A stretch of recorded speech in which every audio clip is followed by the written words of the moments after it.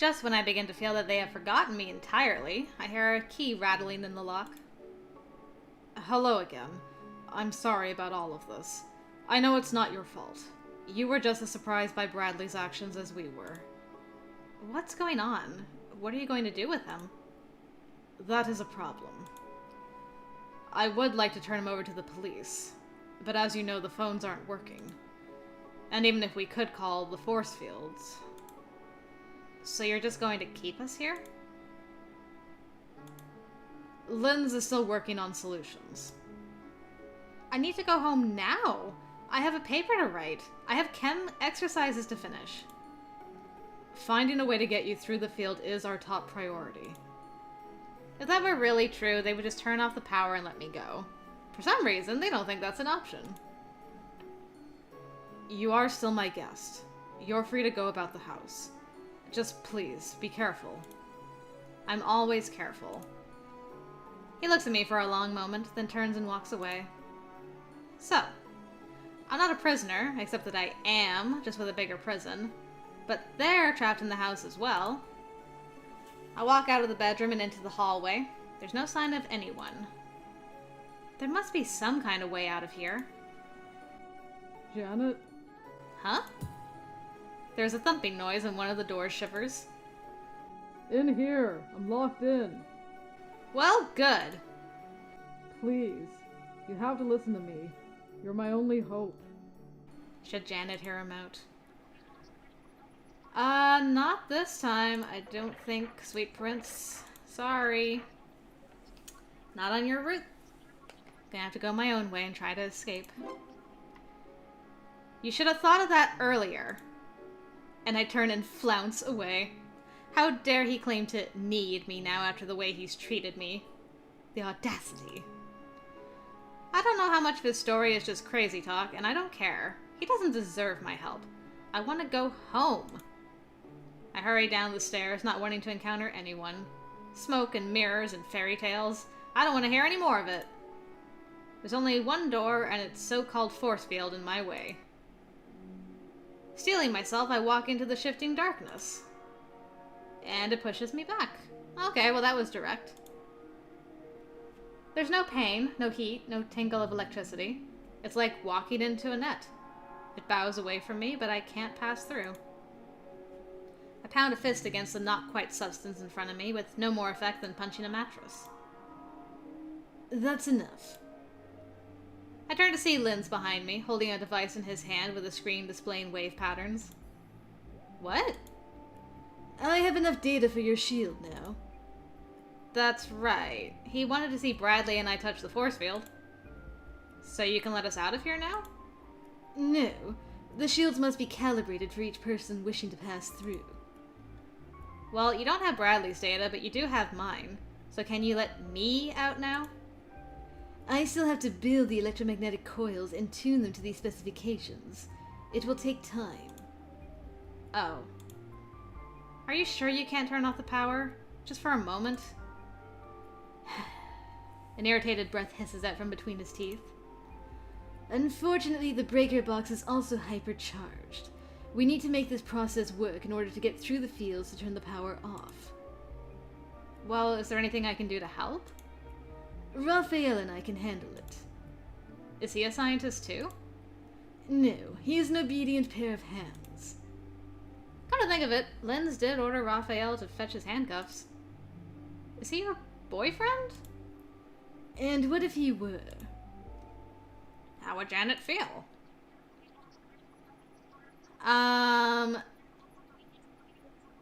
Going on the fact that Rafael does not want to share any information about himself with us, I feel like I should not pry into what's going on with him and Linz, unless he wants to tell us. So I'll just say don't want to know like I did last time. What you get up to is your own business. I don't want to know. But don't you think he's a bit young for you? And he's so sweet and eager to please. You're probably just twisting his mind. If it were true. If? I've never touched him. I just wanted to see what you'd say. If all you're going to do is jerk me around.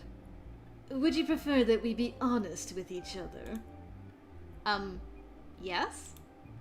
Then tell me who you work for. I don't work for anybody. A solo operative. What is your target? I don't know what you're talking about. I'm disappointed, Miss Janet. I thought we were going to be honest. All I want is to go home. Perhaps you do. Perhaps you've already found your little memento. What are you hiding under that dress? What? Your partner was concealing a gun, but I've already seen you undressed. Your weapon would have to be quite small. Shall we see? Touch me and I'll kick your ghoulies into next week. My, how perverted of you. Ah! What's all that noise? Albin enters the room and scowls at me. What are you doing out here? Assisting me with my inquiries. Albin rolls his eyes, apparently not appreciating Lynn's odd turns of phrase. Nathaniel said I should fetch everyone for dinner. You're letting Bradley out?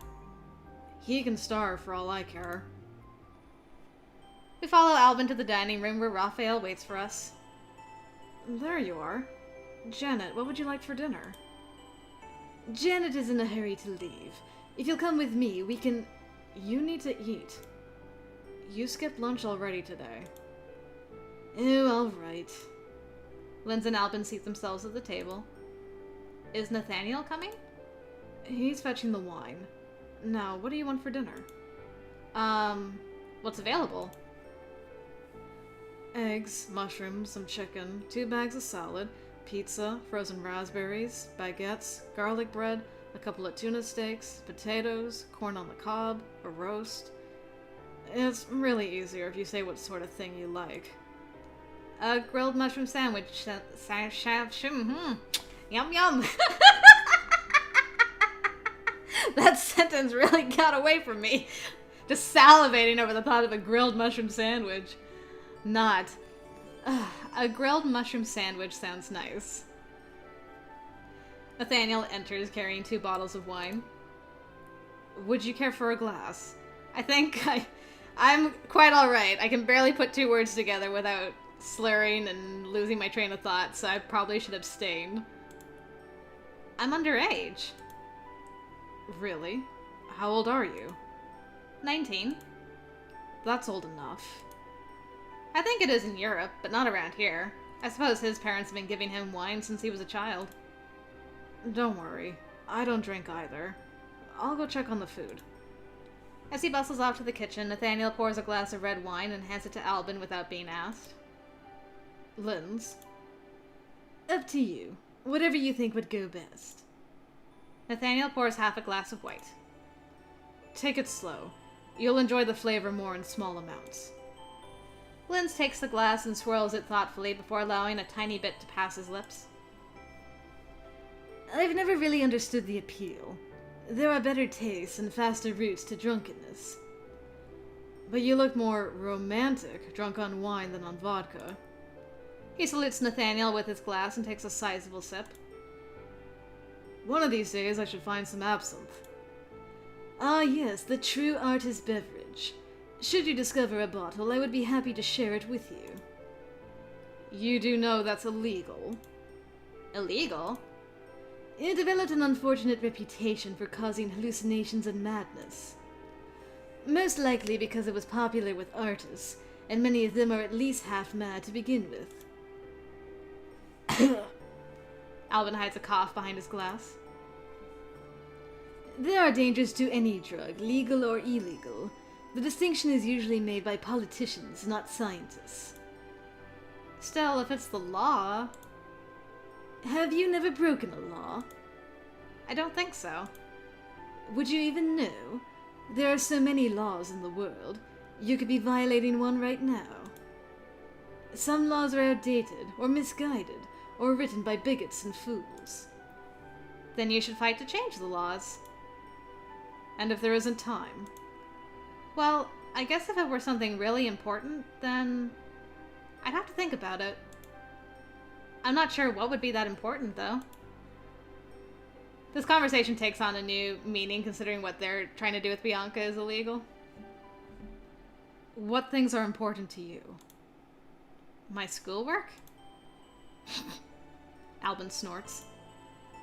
In other words, there's nothing in your life worth making sacrifices for. Hey, I work hard for my grades. When I get out of here, I'm probably not going to get any sleep until Monday in order to finish my homework on time. And there's the rub. Sitting around chatting like this, I can almost believe that these are my friends, that this is a dinner party. I can almost forget about Bradley completely. Almost. He still pulls on our heartstrings, though. 4 more minutes left to this day. Now this bit goes on your back.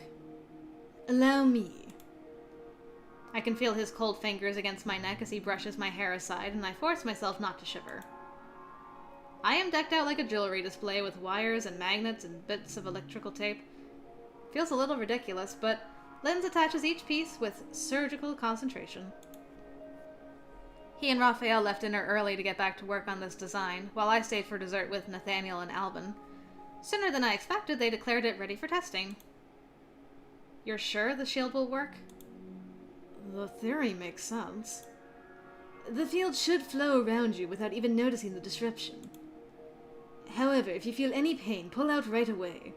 Stray electrical charges near your heart would be very unfortunate. Oh, that's reassuring. But it has to work. Everyone says Linz is good at what he does. When I get through, what do you want me to do? Should I call the police right away? Should I come back in and help you with the power? I think it would be better if you came back inside. Once we have proof that this works, we can make better plans from there. He thumps me on the back, which is slightly annoying, but I'm at least grateful he didn't pat somewhere else. Everything is in place. I turn to face the field. Right hand first, or either foot. What is this, Twister? I reach out to the shifting light, but just as before, my hand encounters a barrier that bends without breaking. It's not working. That can't be right. I'm sure you can fix it with a few adjustments. No, something more fundamental is wrong. The shielding should have done something, even if it didn't work entirely. If nothing else, the harmonic should have perturbed it visibly, or burnt out the shield generator through runaway positive feedback. This is most intriguing. The field must be operating on a novel principle. So what do we do now? Do? There's nothing we can do. If it's not responding to science, then there is no way through the field. There has to be a way! I turn back to the door and pound my fists against it harder. Let me out!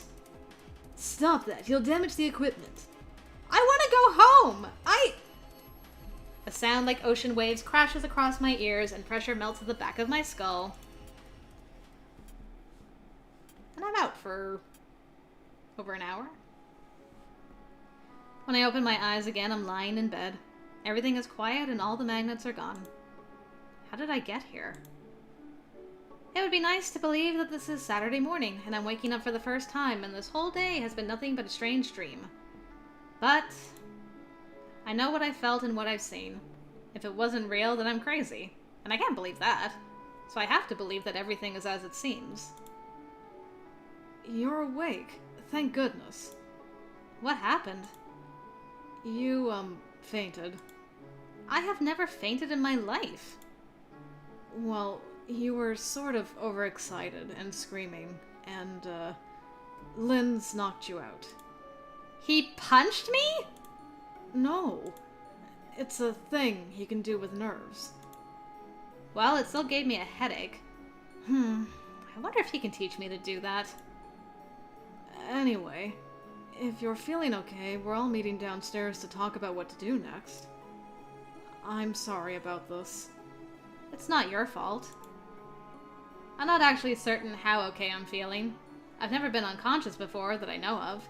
Sleep isn't quite the same thing. I could probably use a hand.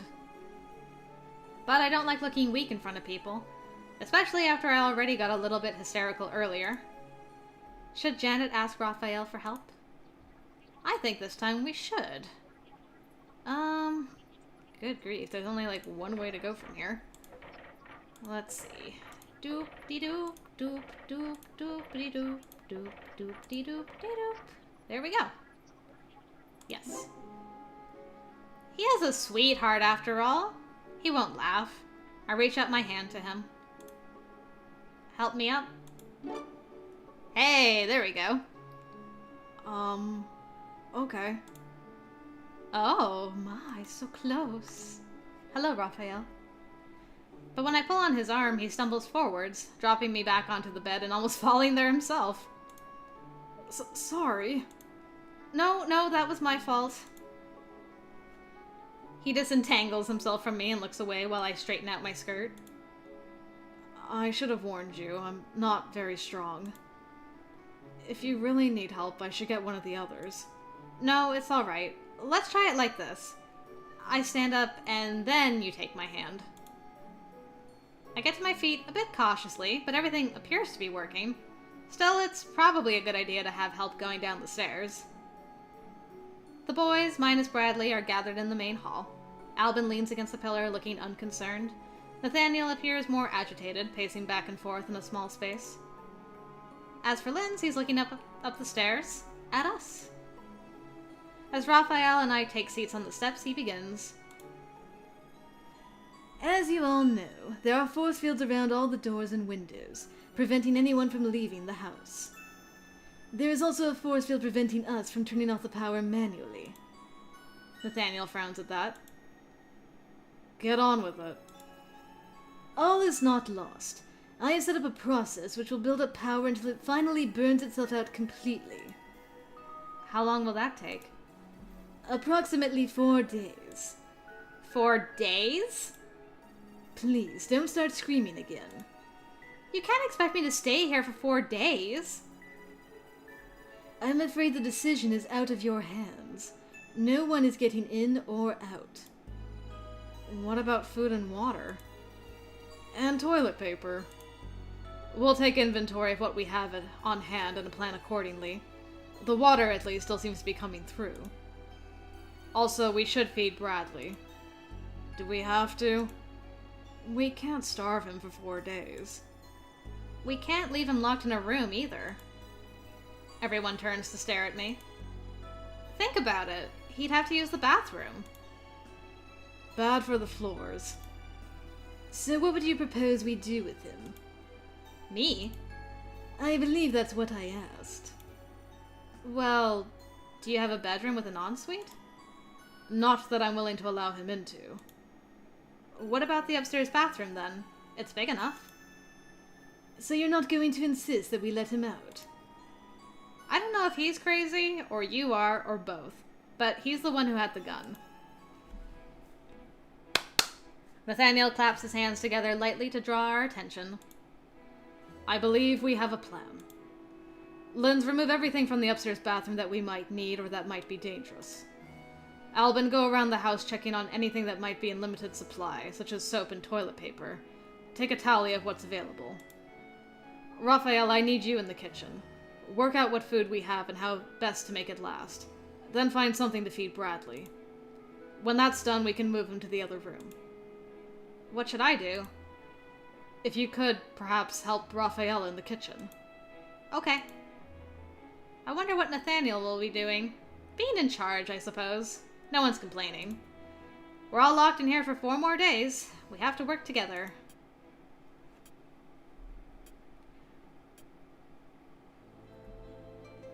Be quiet already. We fed you, didn't we?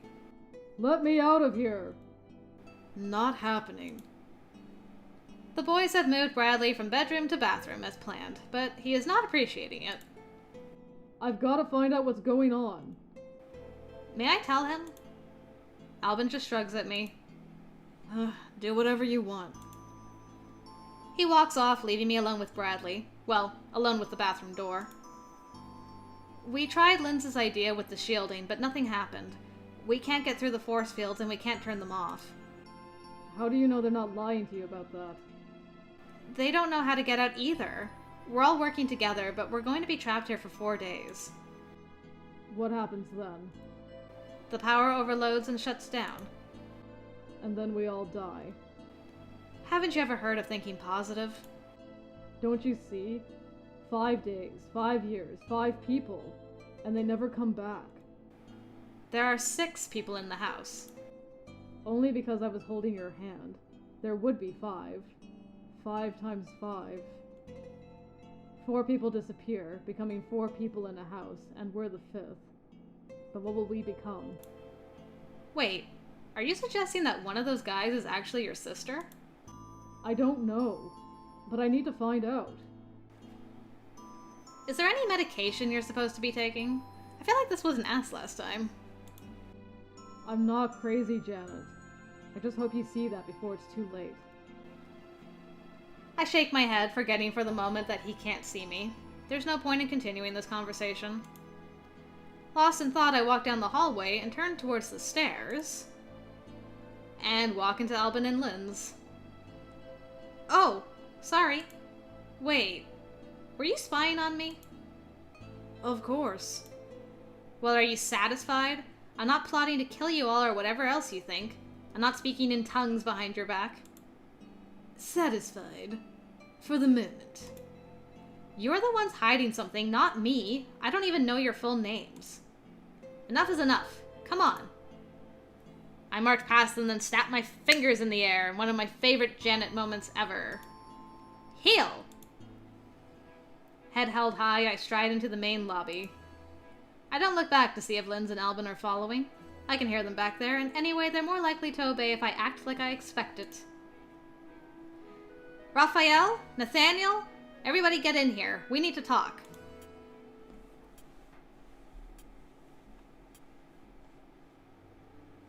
Once everyone is settled, I begin.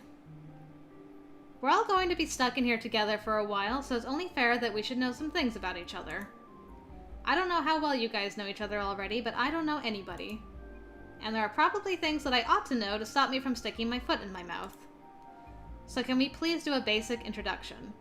Who are you? What do you do? And is there anything special I should know about you? I'll start. I'm 19 and a freshman at Brook. I might go pre-med or journalism, but I'm not sure yet. You might have noticed I don't take meat. I don't smoke or drink either. Now you. They look at each other. I don't know what you want to know. Well, like you and Linz. Do you work for him? Are you related?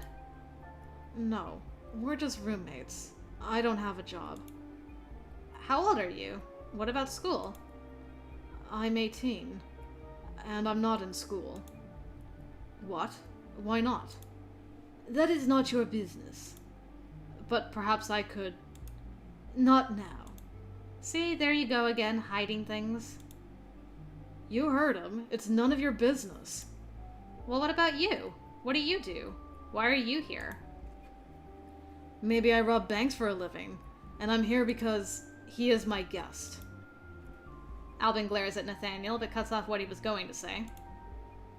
They're just simple questions. I mean, if we're stuck here, none of you are going to be able to get to work on Monday. Isn't that a problem for you? There's a moment of silence. This might surprise you, but I do not actually need to work. I'm between jobs. I am a free agent. I work when I choose. Well, what about schooling? I received my bachelor's degree several years ago. As did I. I dropped out. None of you have any reason to leave this house? Isn't that a little odd? We were all here when you got here, remember?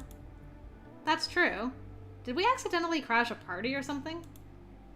You know, Bradley started to get the idea that maybe those missing girls he's talking about have somehow turned into you guys, and that's why you all live in this mysterious house. There really is no mystery here. Linz is here to perform work on the electrical systems. Rafael accompanied him. Albin is my guest. And this is my home. Linz glares at Nathaniel. I wonder what he just said is a lie, or a truth Linz didn't want revealed. So, does that mean this whole force field mess is your fault? Albin tosses his head. This is a waste of time. I don't have to stand around and listen to you ask boring questions. He shoves himself away from the wall and exits. And I have research to do, since, as you say, this is all my fault. Wait for me. He starts to hurry after Lynn's, then stops and looks at Nathaniel, then back again. I'm sorry. And then he's gone. But I want to help. Perhaps it would be a good idea for you to retire for the night. You've had a very strange day. I'm sure some rest would do you good.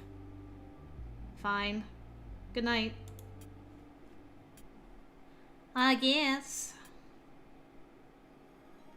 It's the middle of the night. I was having the strangest dream. Wonder the dreams will be the same.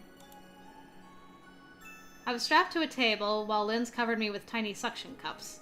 Suddenly I heard a commotion and Bradley rushed into the room pushing Rafael in a wheelbarrow. The wheelbarrow overturned, trapping Lynn's and Rafael underneath, and Bradley drew his sword and cut the straps that tied me down. Then we had to fight our way into the castle in time to stop Albin from marrying Nathaniel, but there were too many guards, so we had to scare them, so Bradley set me on fire. And that's when I woke up. The house is quiet. Everyone else is probably asleep. I have the whole spooky mansion to myself. This is my chance to explore. It's not that I don't trust them. Well, okay, it is that I don't trust them. Not completely. Why should I? They don't trust me either. They're not going to tell me everything, so I'll just have to find it on my own. In particular, what is down in the basement? Probably nothing. Probably just some switch boxes and storage and things, but I'd like to see for myself. I'm not an idiot. I'm not going to touch anything that might be related to the electrical system. I just want to look. Now, the staircase down was around here somewhere. Well, well, what have we here? Where did he come from? Sneaking around, Janet. I was... How can I explain? I'll try the lonely option. Just for a change. See what it says. Hungry. Did I say try the lonely option? I meant the hungry option. I did lonely last time. I was hungry, so I came down to make myself a midnight snack, that's all. After all the worry about making the limited food supply last through 4 days, you were stealing a snack. Oops. Cover. Cover! It's the same amount of food no matter how quickly or slowly we eat it. It only matters that we don't waste any. And what about making sure that each person gets their fair share? Change of plans. The best defense is a good offense. What were you doing here? Are you just mad because I caught you trying to sneak food too? No harm done, right? We can both forget all about this and go back to bed. Together. Lynn, stop making me love you. What? No. Go on, then. I'll be right behind you. Ah! I have had it with you and your insinuations. Do you actually take lessons in being a creepy, twisted little pervert? Lynn, not the time. Good grief. Fine. I take issue with the little. Well, tough. And I stomp away before he can get the better of me again. So much for exploring. I shouldn't have lost my temper like that. I don't want him to be my enemy. But I'm tired and I want to go home and I've got no one to rely on but myself. I feel so alone. Maybe this time I can manage to dream of something happier.